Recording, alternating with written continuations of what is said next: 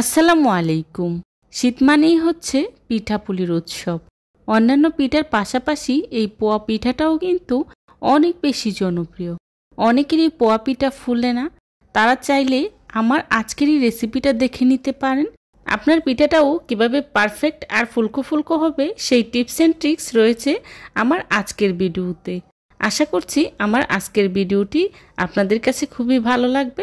ভালো লাগলে একটি লাইক দিয়ে পুরো ভিডিও জুড়েই আমার পাশেই থাকবেন প্লিজ।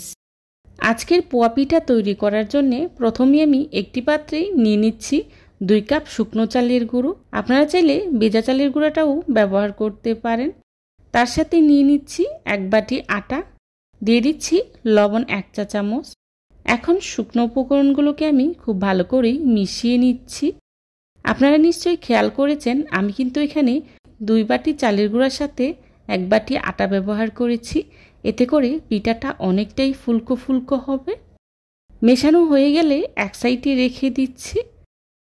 অন্যদিকে চুলায় একটি প্যান বসিয়ে তার মধ্যে দিয়ে দিচ্ছি চিনি 1 কাপ, দিয়ে দিচ্ছি পানি 2 কাপ। এখন চিনিটা গলে আসা পর্যন্ত অনবরত নেড়েচেড়েই এভাবেই জাল করে নেব। চিনিটা যখন পুরোপুরি গলে আসবে তখনই চুলা থেকে নামিয়ে নেব। খুব বেশি জাল করতে হবে না, চিনিটা গলে আসলেই চুলা থেকে নামিয়ে নেব। চিনিটা পুরোপুরি গলে এসেছে। এই পর্যায়ে চুলা থেকে নামিয়ে হালকা কুসুম গরম করে নিয়েছি। এখন আগে থেকে যে চালের গুঁড়ার মিশ্রণটা তৈরি করে রেখেছিলাম তার মধ্যেই অল্প অল্প করে পানিটা দিয়েই পিঠার ব্যাটারটা তৈরি করে নিচ্ছি।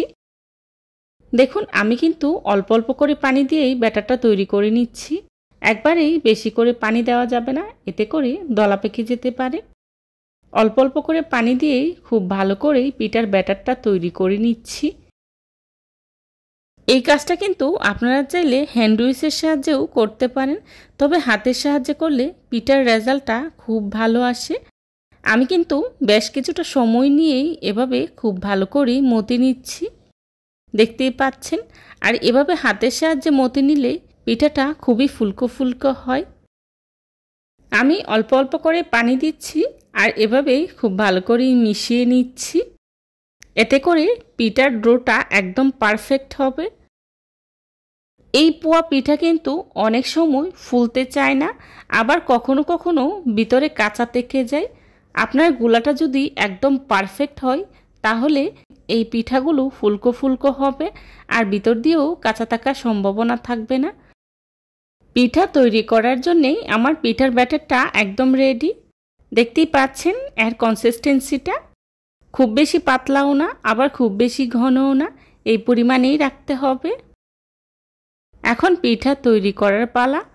পিঠা তৈরি করার জন্য চুলায় একটি প্যান বসিয়ে তার মধ্যেই পরিমাণ মতো তেল গরম করে নিয়েছি। তেলটা গরম হয়েছে কি না আমি কিছুটা ব্যাটার দিয়ে চেক করে নিচ্ছি। দেখুন ব্যাটারটা দেওয়ার সাথে সাথেই ফুলে উঠেছে, তার মানে তেলটা গরম হয়ে গিয়েছে। এবার গরম তেলেই বড় চামচ দিয়েই দিয়ে দিচ্ছি 1 চামচ ব্যাটার। দেখতেই পাচ্ছেন দেওয়ার কিছুক্ষণ পর পিঠাটা ফুলে উঠেছে। এখন পিঠাটাকে আমি উল্টে পাল্টে খুব ভালো করেই ভেজে নেব। এই পোয়া পিঠাগুলো ভাজার ক্ষেত্রে একটা পাশ খুব ভালো করে ভেজে নিলেই হয়, অপর পাশটা খুব একটা ভাজতে হয় না, এমনিতেই হয়ে যায়। আমার একটা পিঠা তৈরি করে নেওয়া হয়ে গিয়েছে। দেখুন পিঠাটা কতটা ফুলকো হয়েছে। এবার চুলা থেকে নামিয়ে নিচ্ছি। আপনাদের দেখার সুবিধার্থে আমি আরও একটি পিঠা তৈরি করে দেখাচ্ছি। আমার আজকের এই রেসিপিটি যদি আপনারা ফলো করেন তাহলে আপনাদের পিঠাগুলো কিন্তু একদম পারফেক্ট আর ফুলকো ফুলকো হবে। আমার আরও একটি পিঠা বানানো হয়ে গিয়েছে আর একইভাবে আমি আজকে সবগুলো পোয়া পিঠা বানিয়ে নিচ্ছি। প্রতিটা পিঠা যখন ফুলকো ফুলকো হয় এই পিঠাগুলো বানাতেও ভালো লাগে। এভাবে করে আজকে সবগুলো পিঠা বানিয়ে নিয়েছি। চেষ্টা করেছি খুবই সহজভাবে আজকের এই রেসিপিটি আপনাদের সাথে শেয়ার করার জন্যে। আশা করছি আমার আজকের এই রেসিপিটি আপনাদের কাছে খুবই ভালো লাগবে। যদি ভালো লেগে থাকে তাহলে অবশ্যই লাইক কমেন্ট শেয়ার করতে ভুলবেন না। আপনাদের একটি লাইক এবং একটি কমেন্টস আমাদেরকে নতুন নতুন কন্টেন্ট তৈরি করতে অনেক উৎসাহিত করে। যারা এতক্ষণ ধৈর্য সহকারে আমার ভিডিওটি দেখেছেন তাদেরকে জানাই অসংখ্য ধন্যবাদ। দেখুন পিঠাগুলো দেখতে কতটা লোভনীয় লাগছে, আর খেতেও কিন্তু ভীষণ মজার হয়েছিল। এই ধরনের সব ঘরোয়া এবং মজার মজার রেসিপি পেতে আমার চ্যানেলটি ভিজিট করে আসবেন প্লিজ। আর রেসিপি ভালো লাগলে অবশ্যই বাসায় একবার হলেও ট্রাই করবেন, আর কেমন হয়েছে আমাকে কমেন্টস করে জানাবেন। আমার পরবর্তী রেসিপি দেখার আমন্ত্রণ জানিয়ে আজকের মতো এখানেই বিদায় নিচ্ছি। সবাই ভালো থাকবেন, সুস্থ থাকবেন। আল্লাহ হাফেজ। আসসালামু আলাইকুম।